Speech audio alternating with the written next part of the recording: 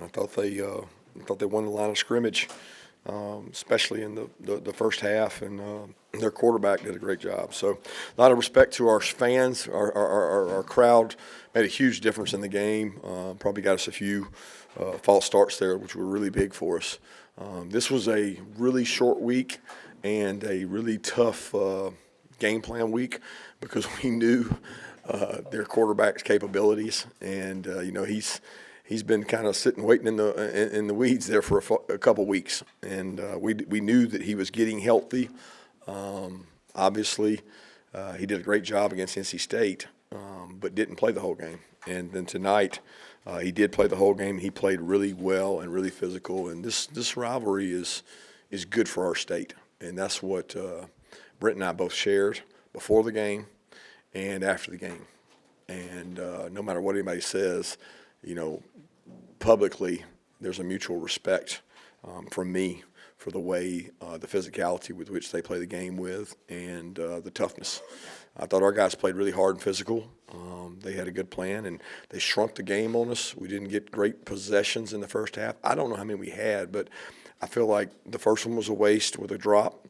The last one was really short where we had a long field goal because it was a 2-minute, and then there were maybe 3 drives in between that in which we did things well. We turned the ball over, and we didn't get a fourth and 1. And that's the biggest difference in the game. They cashed in on their drives, and we didn't. And then the second half, we got a little rhythm going and did some good things. Obviously, the overtime was epic, I guess, eight overtimes. And I don't know, somebody have to tell me how many conversions were made by either team. It seemed like maybe 2 or 3. The defense made a lot of stops. But what a great game. I was a part of that in the Auburn, I think, 96, where it was 5 or 6 overtimes, and it just seems like one play is going to make or break it. But our seniors, our team, our leadership, they don't flinch, and they find a way. 14 points down with, 5 minutes left, and Carson never blinked, and defense made a stop and got a turnover. Kirby, what was the message to the team at halftime when you're down 17-0? We had to get stops. We opened with the first possession of the game, first possession of the half, and felt like that was going to be really big for us, and we needed to get momentum. We had to get stops on defense, and we knew we wouldn't get many possessions because they were going to eat the clock and run the ball, and that was the biggest difference is can we make every possession count and just do your job? Because they really had not completely stopped our offense, so it's hard to play that team from behind because they don't give you the ball much. Talking about seniors, Dan Jackson causes the fumble, and it's the sack right there at the very end. You just talk about dirty Dan Jackson. Man, to think that guy came to Georgia on his own without us even recruiting and to make the plays he's made, that hit fumble will be one for the ages because he wasn't just hitting a normal dude. That guy's a competitor. And a lot of respect for Dan. He didn't even have to come back this year. He debated whether he was going to play football again this year. And I think about where we'd be without him. Just a lot of respect for him and his leadership and really, all these kids that want to go and transfer and change and do all this. You look at a guy like Dan Jackson. He is what college football is all about, guys. He's not asking for more money. He's not trying to go somewhere else.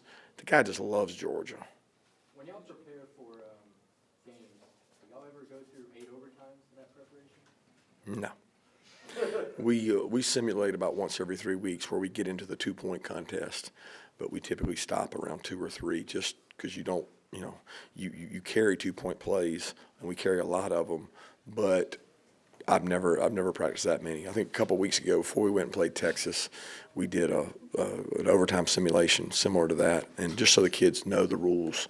And we went 2-point back and forth, but I think we added about 8,000 yards just changing the field. I saw some of y'all huffing and puffing too. I couldn't figure out why y'all were sprinting back and forth. Did you know for sure that Dan had forced a fumble? No. Because it was just sitting there. It didn't seem like anybody knew. It was just sitting there. I had no idea. I thought they were going to review it and flip it until they showed it on the big deal up there. It would have been great if we had scooped and scored it and ran it in, but I didn't know it came out. I thought we just stopped it.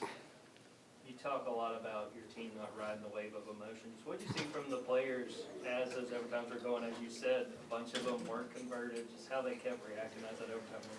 I mean, it was weird. It seemed like every time somebody failed, they had to go again. I don't know why. It just seemed like it was like we failed, we got to go again. So you had to get over that. And then they would fail, and they had to go again. It was the back-to-back. And it was almost like, I don't know, it was a battle of adversity, because the hardest thing to do is right after you fail on defense or offense, and you got to go right back out there and change ends. I mean, I just don't remember a game like that, out there. Coach, you used one of your 2-point conversions in the third quarter on that first touchdown. What was the thought process there? Yeah, interesting question. I'm not going to dig real deep in it. It's analytics, and we follow them almost to a T, and that's what our chart said. So it ended up looking really interesting because you kick an extra point to win the game. Kirby, Carson's play in the fourth quarter after not getting much going early. I thought he played good the whole game. I mean, he had a couple pressures that they did a nice job disguising the pressure. We took a sack. They got a really nice pressure package. They do a good job with that. He had some drops again. He doesn't let that frustrate him or stop him. He just continues to make plays, and the 2-minute drive was really good. He fired a couple seam routes in, got the ball out to the tight end, made some plays with his legs. I mean, I have to watch the tape to really know how he played, but I know how he leads, and I know how he competes.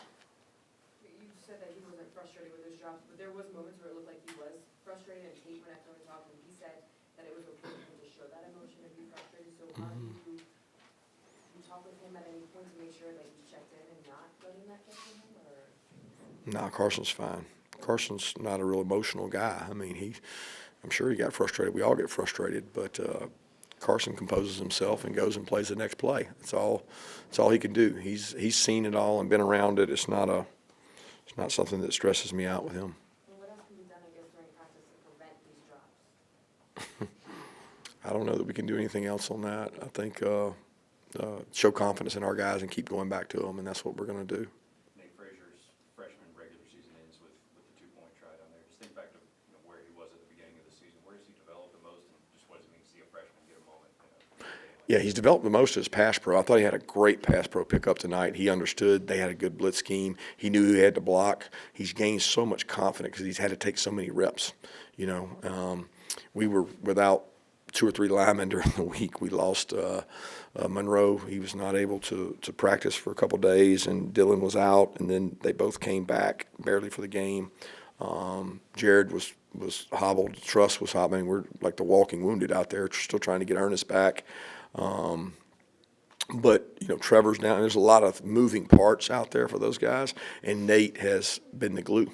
He stepped up and played really big and runs really hard, and, it makes you wonder if we'd have gave him the ball earlier, we wouldn't have been out there as long, and y'all would have already been home because he was gonna score with that ball if he got it now. He hit the hole really hard. We got another game now.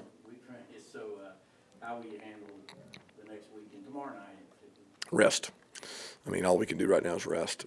Our guys need a mental break. They need this day. I mean, tomorrow it's one day, but it's a day that we don't know who we're going to play. They need recovery. This was a really short week, and it was a tough week. Remember, Tech played on Thursday night in this deal and caught us on 2 days, and that always, you don't usually get that in our league, but you get that when you cross leagues and then you move the game up. And a lot of respect for the way they played, the toughness they played with, and we got to turn around and play a stellar opponent no matter who it is next week, and it's going to be physical. And I told the guys in the locker room, you can rub your bruises and pout and do everything and say, I could have done better, but you better get ready to strap it on and play again. Kirby, are you guys expecting to see Philo, and how did that throw things off that he didn't play? No, I didn't throw it out at all. We expected to see Haynes King. We thought they might save his red shirt and not play him. What threw it off a little bit was Haynes King's ability to throw the ball, because everything we had been told is his injury prevented him from throwing it. And you look at the previous 2 games, and he really didn't. And there was points in time at NC State that it was a tight ball game. If they were going to throw it, you would throw it with the guy, right? Well, they trusted it with Philo. So that was, our expectation was if they were going to throw it with Philo, and then they were going to do the other things. But Haynes came in, and he threw the ball well and really had some advantageous looks to throw it on, because we had everybody committed to the box. I mean, like, we played stuff that we ain't played since we played the old Georgia Tech. Like you had to play them different, and it was so different for our guys. I mean, we played defenses we never played, and that made it hard. Like, you can't 3 and out. I mean, 3 yards, 3 yards, 3 yards. Those guys, and I mean, they do a great job. I mean, watching them play Miami, it was like, Miami's got some really pretty players out there, and they ran the ball on them. They did it on us. You guys have finished the regular season 10-2 record. Do you feel like you've done enough to merit inclusion in the college football playoff? I don't get into that. I'm not biting on that. I'm worried about the SEC championship. That's for somebody else to decide. I'm proud of our guys. I'm proud of the fight and the grit and the toughness, and that's really my focus. I mean, just keep getting better and don't ride the wave of emotion. Because if things had went the other way on one of those plays tonight, we'd be playing next week for our lives to go in the playoff, right? So our opportunity is in front of us. We got to go out and play well and play a good team. Coach, you always talk about what you learned from your team each week. What did you learn from your team this week? That no matter if you got the hardest schedule in the country, hardest schedule probably in the history of Georgia, you keep fighting. You keep fighting.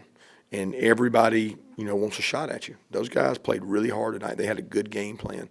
They played well enough to win. I'm talking about Georgia Tech. But our guys found a way to win. And at the end of the day, that's what this is all about. It was one of the longest, post-game interactions that I've seen you ever do. Why did you think it was so important to talk with Key? Can you share a little bit about what you guys discussed? I just keep it between he and I. We're both competitors. We have respect for each other. We played during the same era. We played against each other. We recruit against each other. We don't get to share thoughts and ideas and break and have bread and tea very often. So when we get a chance to talk and show respect to each other, I think being competitors, it was a hard game. And nobody knows what it's like to sit on that sideline and go through that pain and the highs, the lows, that we're going to win, we're going to lose, we're going to win, we're going to lose. I mean, he was emotionally spent, and so was I. And we probably know what each other goes through for our fan bases better than anybody. Look, nobody else has been in those shoes, have had to deal with that and do that, and he's done a tremendous job turning that program around. Have Chauncey Bowens, what's he doing? Chauncey got hurt in the last game. He's got a foot injury that he's trying to come back from. He got hurt in the UMass game. Kirby, have you guys seen anything to decide to go with Frazier on the last one? Well, I mean, as far as to hand it off to him, well, it had an option to throw it on there. Carson made a good decision. And in most plays that we were running at the end, everybody does. It's kind of you don't want to run a 2-point play where there's only one option. You're trying to run things that give you multiple options, and they did, and we did. It was interesting because Buster, is calling their 2 points, and he was here so long, and we're talking to our offense back and forth about what do you think this is? What do you think he's going to run next? I mean, we have a lot of the same plays in 2-point situations, and so it was unique. And I was after the time we ran Carson, which was it was a little different call. We thought we'd catch him off balance with all the passes and get it, and we didn't. I thought it was a great call by Mike to go back to what he went to, because as a defensive guy, I would have been thinking there's no way you'd run it there. But people were getting worn down. People were getting tired. We weren't getting open. So that kid's got electric ability. He hit the hole hard, and I guess we blocked it right because it hit up in there. Kirby, what did you think of the 2-point shootout as a way to decide overtime, as opposed to playing it out the way it used to be? Well, if they played it out like it used to be, we might still be out there. Like that. That's why they changed it. And that was a long. I mean, I look at this plays, 84 plays. We played 84 plays on our defense, and then our offense had 69, which that's partly our own fault. But when you go to overtime now, it could be really. I was part of that game, and the reason they changed that was because of that. I mean, we got to play another game next week, so somebody's sitting out there keep playing, keep more snaps you play, the more. We're a beat-up football team, guys. We are beat up. We need to get well, and it's not going to happen this week. So we got to keep getting better. One more question. What does it say about your defense specifically that with all the different calls and the success Texas able to have early, that they were still able to make those plays? It says they gave up 260 yards rushing. That's what it says. That's nothing to ever be proud of, okay? But they made some huge stops when they had to. And I don't know that we played poorly on defense tonight as much as Georgia Tech, and their quarterback really played well, okay? They are hard to stop. That's tough to stop. That quarterback is tough. tough and does a great job. And when you add the throwing, we're giving them great looks to throw it. I mean, great looks. They're one-on-one all the time. You know, people don't play us that way because we don't have that style of quarterback. So give them a lot of credit and give our kids a lot of credit. And I can't say enough, guys, about this senior class. You can write anything you want about this game, but those seniors walked off that field undefeated at home and against Tech. That's hard to do. Thanks.